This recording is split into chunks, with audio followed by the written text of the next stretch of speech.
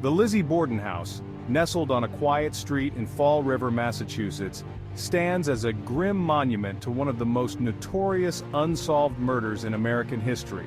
The house, now a bed and breakfast, offers guests a chance to sleep within the walls that once witnessed unimaginable violence.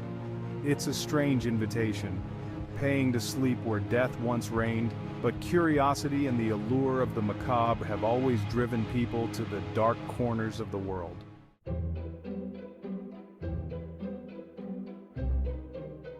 Cassidy and Dylan, a couple with a taste for all things spooky, had always been fascinated by haunted places.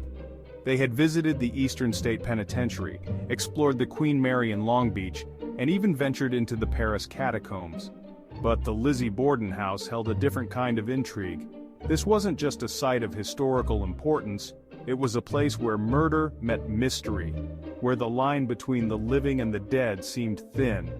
When they booked the most notorious room, the one where Abby Borden had been found murdered, they were thrilled, if not a little nervous. Cassidy had a particular sensitivity to the paranormal, claiming she could sense things others couldn't. Dylan, on the other hand, was a skeptic. He loved the adrenaline rush of ghost hunting but rarely believed in anything supernatural. They made for a balanced team, Cassidy ever attuned to the otherworldly, and Dylan grounded in logic.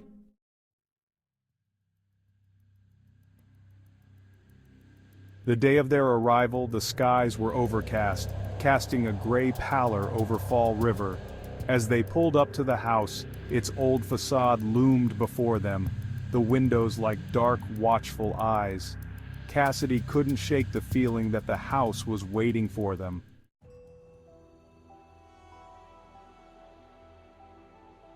The owner greeted them at the door with a smile that seemed almost too warm for a place with such a gruesome history. She led them through a brief tour, recounting the events of August 4, 1892. In the parlor, where Andrew Borden had been found slumped over the couch, the air felt thick. Cassidy tried to shake off the sensation, but a low hum seemed to fill her ears as if the house were whispering something only she could hear. After the tour, the owner handed them an old iron key to their room. "Enjoy your stay," she said with a strange smile, as though she knew something they didn't. Upstairs, the room was exactly as Cassidy had imagined it, quaint but unsettling. The bed was positioned in the exact spot where Abby had been found, her face bludgeoned beyond recognition. Cassidy ran her fingers over the antique dresser, feeling the cool wood beneath her touch. She could almost hear the echoes of screams, though the house was eerily silent. "You're not getting scared already, are you?" Dylan teased, setting their bags down. "No, it's just, I don't know.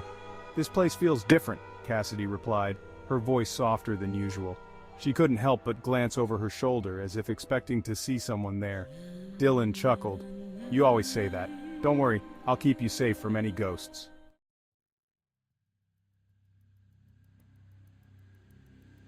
They spent the day exploring Fall River, visiting the local historical sites and grabbing dinner at a nearby tavern. By the time they returned to the house, it was late, and a light drizzle had begun to fall. The streets were empty, and the house looked even more foreboding in the dim light of the street lamps. Inside, the house was quiet, save for the occasional creak of the floorboards settling. Cassidy felt a strange sense of anticipation as they climbed the narrow staircase to their room. Once inside, they set about preparing for bed, though neither of them was particularly tired. The atmosphere in the house seemed to make it impossible to relax. "Let's do a little EVP session before we sleep," Dylan suggested, pulling out a small voice recorder from his bag. Cassidy hesitated but agreed. She sat on the edge of the bed, staring at the spot where Abby Borden had met her gruesome end. Dylan set the recorder on the nightstand and hit the record button. "Is anyone here with us?" Dylan asked, his voice casual as if he were speaking to an old friend. Silence. Cassidy felt the temperature drop slightly, a cold breeze that seemed to come from nowhere. She crossed her arms over her chest, suddenly feeling exposed. "Did you kill Abby Borden?" Dylan continued, his tone still playful, though Cassidy wished he wouldn't ask such direct questions. She could feel a pressure building in the room, something unseen and heavy. They waited, the silence stretching longer this time, thickening like a fog. Cassidy was about to tell Dylan to turn off the recorder when a faint sound broke through the stillness. A soft, almost imperceptible shuffle like footsteps across the floor. "Did you hear that?" Cassidy whispered, her voice trembling. Dylan nodded, his eyes wide. "Let's play it back."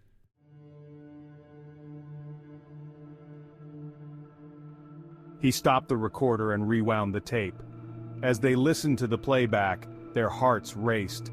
Dylan's questions played back in clear, crisp audio, but after his last question, "Did you kill Abby Borden?" there was a pause, followed by something chilling, a low, rasping voice. "Yes." Cassidy's breath caught in her throat. Dylan replayed it several times, but the voice remained the same, distinct, unnerving, and undeniably there. "We need to get out of here," Cassidy said, her voice urgent. She stood up, pacing the room, her eyes darting to every shadow.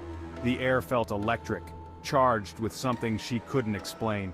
"We can't leave now," Dylan said, though his voice wavered. That's incredible. We actually caught something. I don't care, Dylan. Something is here. It's not safe."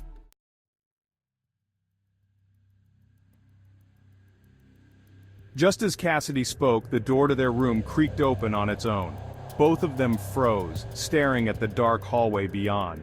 The door hadn't moved an inch since they closed it earlier. Now it stood ajar, as if someone, or something, had pushed it open. Dylan moved toward the door, but Cassidy grabbed his arm. "Don't," she whispered. "I just want to check," he said, though his face was pale. He stepped cautiously into the hallway, peering left and right. There was nothing, just the dark, empty corridor. Suddenly Cassidy let out a gasp. From the corner of her eye she had seen movement, someone standing in the corner of the room, just beside the wardrobe. Her eyes snapped to the spot, but it was empty. She blinked rapidly, her heart hammering in her chest. "I saw someone," she whispered, her voice barely audible. Dylan stepped back into the room, closing the door behind him. "There's no one here, Cass, you're just spooked." But Cassidy couldn't shake the feeling that they weren't alone. Something was wrong. She could feel it in her bones.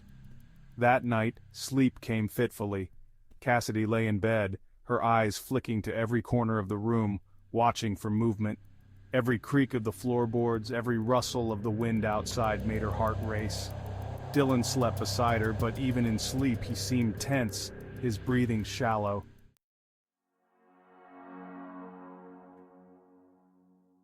At some point in the early hours of the morning, Cassidy was jolted awake by a noise, a sharp, rhythmic thumping sound, as if someone was chopping wood. Her eyes shot open, and for a moment she thought she was still dreaming. The sound was distant but distinct, coming from the direction of the parlor below. She nudged Dylan awake. "Do you hear that?" Dylan groggily sat up, rubbing his eyes. The sound continued, thunk, thunk, thunk, like the steady swing of an axe. Without a word, Dylan got out of bed and grabbed his phone for a light. He motioned for Cassidy to stay put as he crept toward the door.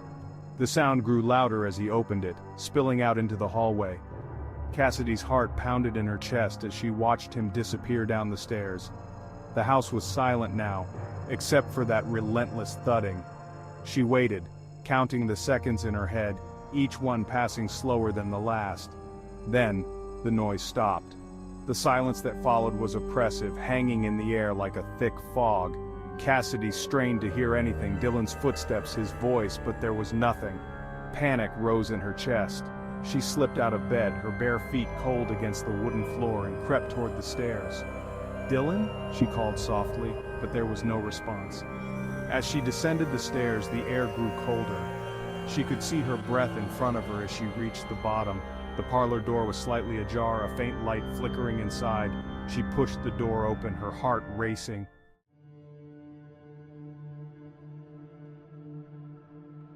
Inside, the room was empty save for the couch where Andrew Borden had been found. But there in the center of the room stood Dylan, his back to her unmoving. "Dylan?" she whispered, her voice shaking. He didn't respond. Cassidy stepped closer, her hand outstretched. But as she touched his shoulder, he collapsed to the floor, as if whatever had been holding him up suddenly let go. She screamed, kneeling beside him, shaking him, but he didn't wake. His skin was cold, his face pale.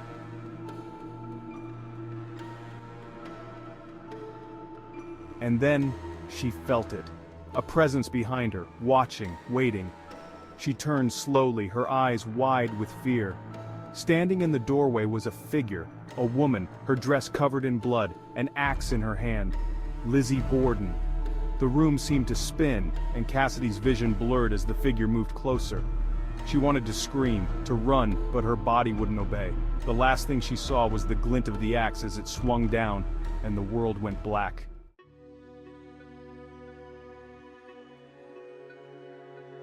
When the police arrived the next morning, they found Cassidy unconscious in the parlor and Dylan in a catatonic state.